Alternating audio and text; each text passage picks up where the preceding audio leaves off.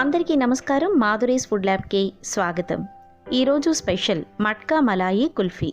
చిన్న చిన్న కుండల్లో తయారు చేసుకునే ఈ కుల్ఫీ చాలా టేస్టీగా ఉంటుంది. తయారు చేసుకోవడం చాలా సింపుల్ అండి.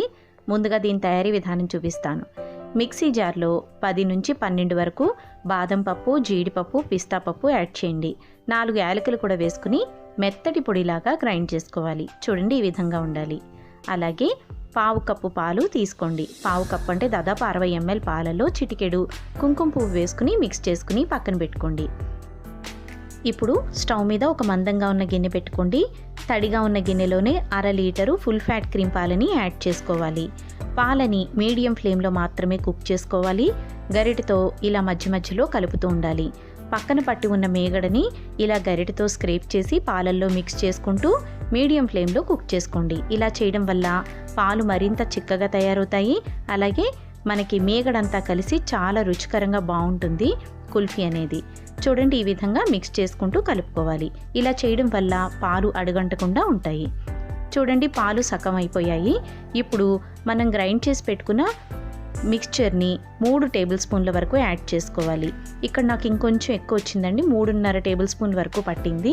ఇదంతా కూడా ఒకసారి పాలల్లో మిక్స్ అయ్యే విధంగా కలిపేసుకోండి. ఇప్పుడు మరుగుతున్న పాలల్లోకి పావు కప్పు పంచదారని యాడ్ చేద్దాం. పంచదారని పూర్తిగా కలిసే విధంగా ఇలా గరిటెతో మిక్స్ చేసేసుకోవాలి. ఇప్పుడు పాలు కొంచెం పల్చగా తయారవుతాయండి. ఇందులోకి మనం రెడీ చేసి పెట్టుకున్న సాఫ్రాన్ మిల్క్ని కూడా యాడ్ చేద్దాం. సాఫ్రాన్ మిల్క్ వేయడం వల్ల మనకి మంచి కలర్, అలాగే ఎంతో చక్కటి రుచి వస్తుంది కుల్ఫీకి. చూడండి, ఈ రకంగా మొత్తం పాలు యాడ్ చేసిన తర్వాత గరిటెతో అలా మధ్య మధ్యలో కలుపుకుంటూ ఉండాలి. అలాగే పాలు కొంచెం దగ్గర పడిన తర్వాత 2 టేబుల్ స్పూన్స్ మిల్క్ పౌడర్ని యాడ్ చేసి ఉండలు కట్టకుండా ఇలా గరిటెతో మిక్స్ చేసుకోండి. దీనివల్ల రిచ్ క్రీమీ టెక్స్చర్ అనేది మట్కా మలాయి కుల్ఫీకి వస్తుంది. లాస్ట్లో 1 టేబుల్ స్పూన్ ఫ్రెష్ క్రీమ్ని యాడ్ చేయండి. ఇది వేసిన తర్వాత ఒకసారి మిక్స్ చేసి స్టవ్ ఆఫ్ చేసి పూర్తిగా చల్లారనివ్వాలి.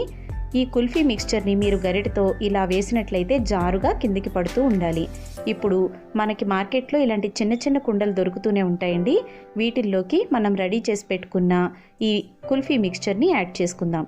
1/2 లీటర్ పాలతో నాకు 6 పాట్స్తో నాకు రెడీ అయిందండి కుల్ఫీ మిక్స్చర్. ఇందులో పైన డెకరేషన్ కోసం ఇలా సాఫ్రాన్ని లైట్గా వేశాను. ఇది కేవలం ఆప్షనల్ మాత్రమే. వీటితో పాటు ఫైన్గా చాప్ చేసిన పిస్తాల్ని కూడా పైన డెకరేషన్కి యూజ్ చేసాము. దీనివల్ల మంచి లుక్ అనేది వస్తుంది. ఇలా రెడీ చేసుకున్న తర్వాత సిల్వర్ ఫాయిల్తో మనం రెడీ చేసుకున్న కుల్ఫీల్ని ఇలా ర్యాప్ చేసుకుని కవర్ చేసుకోవాలి. వీలైతే రబ్బర్ బ్యాండ్ పెట్టేసినట్లయితే మీకు ఇంకా కరెక్ట్గా దగ్గరకు వచ్చేస్తుంది. ఇలా చేయడం వల్ల ఐస్ క్రిస్టల్స్ ఫామ్ అవ్వకుండా ఉంటాయి. ఇప్పుడు కుల్ఫీలన్నీ కూడా 10 నుంచి 12 గంటల పాటు ఫ్రిడ్జ్లో పెట్టుకోవాలి. 12 గంటల పైనే పెట్టినా కూడా ప్రాబ్లం లేదండి. ఇలా 12 గంటల తర్వాత నేను తీసి చూపిస్తున్నాను చూడండి. ఒక్కసారి మీకు ర్యాప్ తీసి చూపించినట్లయితే మీకు చక్కగా కుల్ఫీ అనేది రెడీ అయిపోయింది. ఎవరికైనా సరే సర్ప్రైజింగ్గా ఇలా తయారు చేసి పెట్టండి, ఎంతో ఇష్టంగా తింటారు.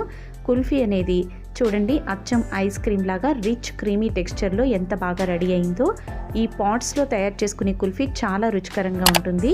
మరి మా రెసిపీ నచ్చినట్లయితే మాధురీస్ ఫుడ్ ల్యాబ్ని తప్పకుండా సబ్స్క్రైబ్ చేసుకోండి. బెల్ ఐకాన్ని క్లిక్ చేయండి లేటెస్ట్ నోటిఫికేషన్ కోసం. Thank you for watching.